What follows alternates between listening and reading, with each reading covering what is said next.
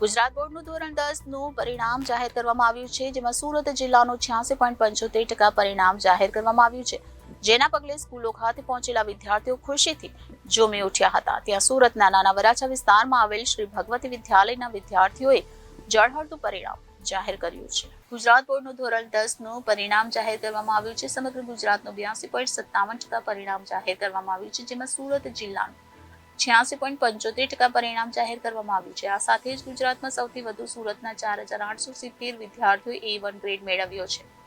સુરત જિલ્લાનું 86.75% પરિણામ જાહેર કરવામાં આવ્યું છે, જેના પગલે સ્કૂલ ખાતે પહોંચેલા વિદ્યાર્થીઓ ખુશીથી ઝૂમી ઉઠ્યા હતા. સુરતના નાના વરાછા વિસ્તારમાં આવેલ શ્રી ભગવતી વિદ્યાલયના વિદ્યાર્થીઓએ ઝળહળતું પરિણામ જાહેર કર્યું છે. શાળાના કુલ 64 વિદ્યાર્થીઓમાંથી 8 વિદ્યાર્થીઓએ A1 ગ્રેડ મેળવ્યા છે અને 22 વિદ્યાર્થીઓએ A2 ગ્રેડ તેમજ 26 વિદ્યાર્થીઓએ 90+ વધુ PR પ્રાપ્ત કર્યા છે. શાળાનું કુલ પરિણામ 98.44% આવ્યું છે. આ શ્રેષ્ઠ પરિણામ પ્રાપ્ત કરનાર તમામ વિદ્યાર્થીઓને શાળાના ટ્રસ્ટી અજયભાઈ ધડુક અને શાળાના આચાર્ય રવિભાઈ કાનાણીએ શુભેચ્છા પાઠવી હતી. મારું નામ છે ઝારસણિયા પ્રશાંત. ધોરણ 10ની અંદર 9માં સુપરવાઇઝર તરીકે ફરજ બજાવું છું. છેલ્લા 10 વર્ષથી ઉપર ભગવતી વિદ્યાલયની અંદર હું કાર્યરત છું. આ વર્ષે ધોરણ 10ની અંદર મારી પાસે 64 સંખ્યા હતી, જેમાંથી 8 વિદ્યાર્થીઓએ A1 પ્રાપ્ત કર્યો છે, જ્યારે 26 વિદ્યાર્થીઓએ A2 પ્રાપ્ત કર્યો છે અને શાળાનું પરિણામ 99% જેટલું છે.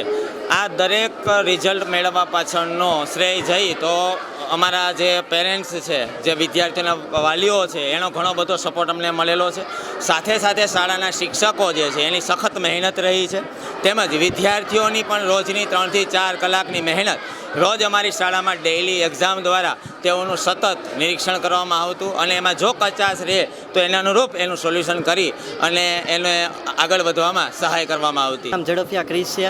મારે અત્યારે મેં 10માની પરીક્ષા આપી છે અને મેં 99.50% સાથે મારે પર્સન્ટેજ આવેલા છે અને જો મારે આ A1 આવેલો હોય તો એનો શ્રેય મારા શાળા પરિવાર અને શિક્ષક ગણોને જાય છે અને મારા પરિવારજનોને પણ જાય છે. અમારી શાળામાં નબળા વિદ્યાર્થીઓને પણ તૈયારી કરાવવામાં આવતી અને હોશિયાર વિદ્યાર્થીઓને યોગ્ય જ્ઞાન આપવામાં આવતું.